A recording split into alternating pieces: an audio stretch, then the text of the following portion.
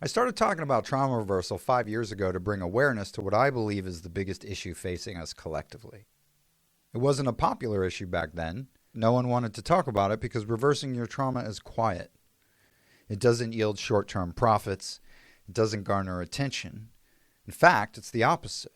As you heal, you become more quiet, more private, and at times isolated. And this flies in the face of the attention-seeking, brash, loudmouth society we find ourselves surrounded by in 2024.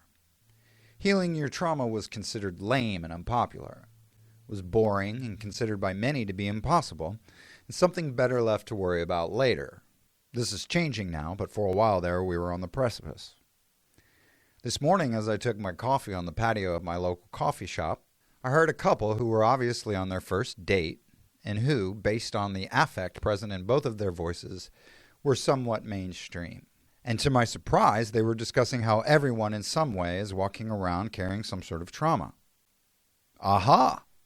I thought to myself. They must have read my book. And then I was reminded no one has read my book.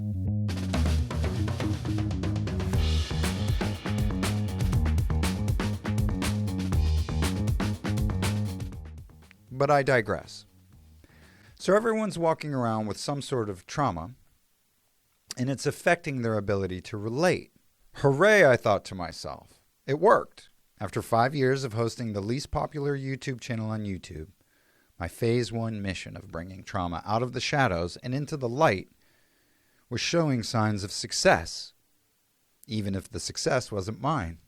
But me being successful was never part of my plan. Simply putting the information in the ether and the algorithm so that it might take hold and begin leveraging the law of rhythm to make its way into the collective consciousness was as far ahead as I'd thought.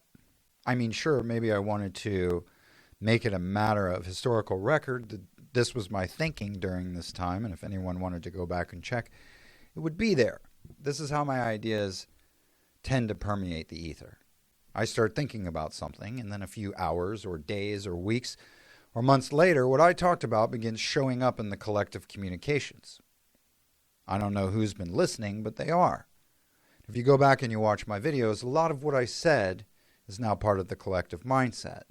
And what I'm saying now is no different. You might say the release of my book about how trauma has been ruining humanity lifetime after lifetime is the culmination of this phase of development, bringing awareness to the challenge, trauma.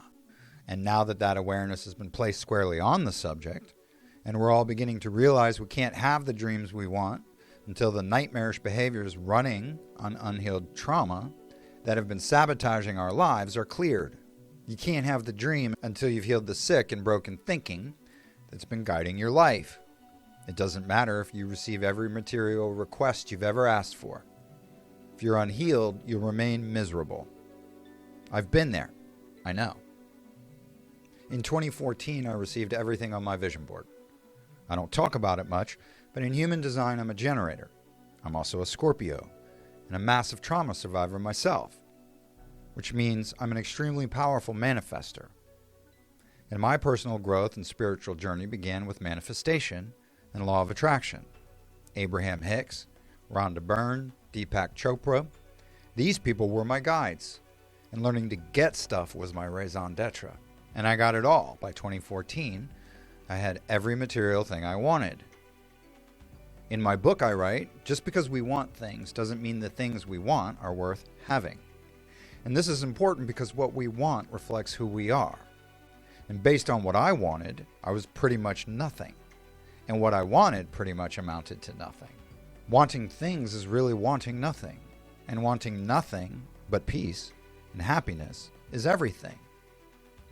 Anyway, I'd never been more miserable in my life because even though my outer world was decorated with completely new ornaments, I still felt horrible on the inside, which is the inversion of feeling incredible on the inside but seeing absolutely no change on the outside. And for the record, the latter is preferable, but they both suck.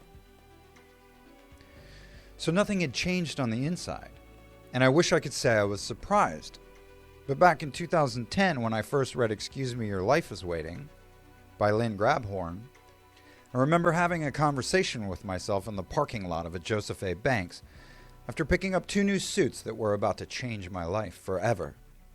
Noting that if I wanted my real dreams to come true, The real ones I hadn't even summoned the courage to admit out loud yet. Not the substitute dreams of materialism and attention-seeking that I'd learned to settle for, but the real ones of helping others, sharing my story in a way that gives others hope, being a positive example and life force, walking hand in hand with my Creator and being Christ-like, ultimately writing a book and hosting a self-help YouTube channel. In order to do that, I'd need to tear myself down completely and rebuild myself brick by brick from the ground up, which I eventually did. However, I tried to fake it until 2014 and came to the conclusion that I had foreseen but hoped to avoid, which was that all the stuff in the world wasn't going to fill the God-sized hole in my heart. So in 2014, I walked into my first AA meeting and started healing the broken stuff that only I knew about, that had been sabotaging my life in ways that were only reflected on in my quiet hours, when I was taking my inventory and being displeased with what I found. And after 6 years of AA, lots of therapy, and personal application and exploration, I'm happy to say the relentless anxiety, the constant self-recrimination and self-loathing, and the long list of other negative self-practices have all but dried up in my life. My life is still my life, but my response to my life has gotten much better. I'm what most people would consider happy, joyous, and free. The solemnness of a lot of my videos isn't a reflection of my discontent, but rather my contribution to the collective healing of my fellow humanity. Most of the time, anyway. And so back in 2020, when I was finally all the way healed, rather than diving back into the realm of manifestation and the attaining of stuff, I decided to go after my real lifelong goals. And as part of that, I decided to share what I had learned about overcoming trauma, with the hopes that it might not take you 6 years to get there if you have my help, or at least begin the process. I wanted to make it cool to reverse your trauma. I wanted it to be mainstream, and what healthy and responsible adults talk about while they're having coffee on their first date. And by the looks of things, that's exactly what's happening. Way to go, Team Connect Neo. And so my channel is the symbiotic offspring of wanting to make my dreams come true while helping you make yours come true too. Which is why we're here. And so here we are. The world is now waking up to the truth that trauma is the poison pill keeping people stuck in a life of fear, anxiety, and relentless self-loathing. And it's done on purpose. Hence the title of my book, Suffering on Purpose. And now that that is done, I want to share part of what I learned in AA, which is that we need to acquire the tools to recover. However, we also need to keep moving. It's important not to set up an identity in any one mindset, but instead taking what works for us and then carrying on with the business of becoming who we are. And so I got what I needed from AA and then got out and kept moving. And the same is true with trauma reversal. We're here so we can go someplace better, not so that we can remain here always. We can't always talk about what isn't if we want to move into what is. And the process of trauma reversal is about letting go of what no longer serves us or focusing on what needs to go or what isn't, until it becomes about making what is or something better, like a better life, a better way to live and be happy, joyous, and free. So the goal is to be happy, joyous, and free, not forever anchored to the concept of trauma reversal. In my life, I use the process of deduction and what isn't to demonstrate what is or what ought to be. But only inasmuch as what isn't has something to show us about what we don't know yet. Hence, what isn't shows us what ought to be. Once we know what isn't and therefore what ought to be ought to be the focus of our pursuits or what we do next. The thing about trauma is that it stunts your ability to consider what ought to be or what you ought to do because you've been trained to be fearful about sharing the truth of what ought to be because historically, sharing about what ought to be has been attacked. From our parents to our teachers to our peers to the talking heads on television, all the way up to the political figures claiming to be our leaders, espousing opposition to what ought to be, in favor of what you better be doing or else. One need only consider the preponderance of inventors who've died under mysterious circumstances after inventing the cure for cancer or cars that can run on water. to understand how brutally punished doing what ought to be done has been treated historically. Which is to say, common sense was beaten out of us through ritualized mass traumatization. That's why it's the preferred bludgeoning device of our captors. It keeps us from doing what ought to be done by design, so that they may continue to do whatever their sick, twisted imaginations conceive without any consequences. We've lacked conviction because we were exhausted from the beatings, and from the beatings we needed to heal. However, once healed, our resolve is restored, and we have conviction restored, allowing us to pursue what ought to be. And so now that we're all feeling a little better about ourselves, we can do more in the direction of what ought to be, because we ourselves are more of who we ought to be rather than who we ought not to be. If you went back and watched any of my older videos, you may have heard me say, back in 2021, that no one rises until we all rise. And as you looked around at the world, you may have noticed that a lot of what we're subjected to is the result of us all being yoked to the lowest common denominator. This is pretty much the game for the New World Order. Equity and inclusion is a pseudonym for the lowest common denominator being as high as we can all ascend collectively. And ironically, it's an inversion of an actual truth. Remember, the true measure of any society can be found in how it treats its most vulnerable members. Gandhi. And the truth is that no one rises until we all rise, because we are a collective. However, we should be striving to rise and lift others ourselves. And the dark has used this principle to keep us in a race to the bottom rather than lifting each other up.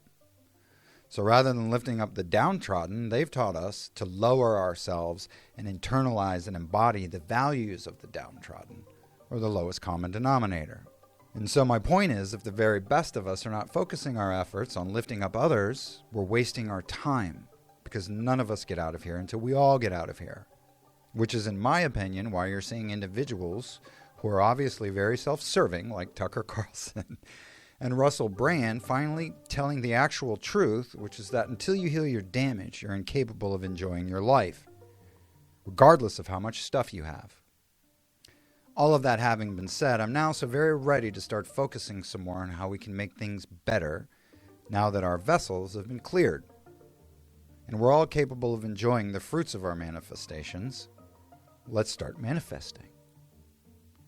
My last video I mentioned that we manifest what we are, so what we become is what we create.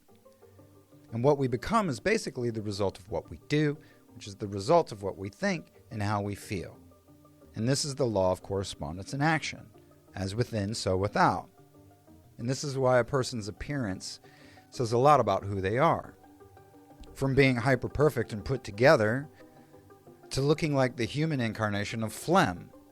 Both tell a story about the person living in that skin. So you really can judge a book by its cover, unless it's intentionally trying to mislead you. So who we are also assumes that what we assume to be true becomes real, and this is the law of assumption. The law of assumption states that what a person believes to be true will become real, because who I am is determined by what I know, which is to say, what I think becomes real. This is why if you can convince yourself of something, what you are convinced of happens in the blink of an eye. But you have to be convinced. This is also how what we know is being used to create the world they want to see, not the world we want to see. Because they're convincing us of what they want to see, and then we're creating it through what we've been convinced of, or what we think we know. The inversion of this can also be true. Take your knowing back and you reclaim the power to create the world you want to see, the world you see in your mind, the world you know ought to be. Heal yourself and become the creator of the world you want to see, not the creator of the vision they have installed in your mind. So I'm looking forward to discussing more subjects in the direction of the world we want to co-create. I'm hearing now and seeing now more and more people, Tucker Carlson for fuck's sake, talking about trauma reversal. And once a thing becomes mainstream in my journey, that has always been my cue to focus on the next thing. I don't hang out in the mainstream long. I move to the next subject that needs some rhythm behind it to get moving. And from that rhythm comes a flow of information. And then that flow becomes a stream. and then the stream becomes the mainstream. Creating from the disposition of wholeness, healdness, and oneness is a completely brand new concept for humanity. We've all been damaged by what they did to us for centuries. And those of us who are emerging now, healed, purified, who've returned to ourselves and have reparented our inner children, and have become the parents we've always wanted, we're the first of our kind collectively. And where we choose to go next has never been a choice society has had to make at this level of consciousness. We've never been this well. We've never been this healed. And so what we build from this disposition of wellness will be the first of its kind, ever. Anyway, that's all I've got for now. Thanks for sticking around, and we'll see you next time.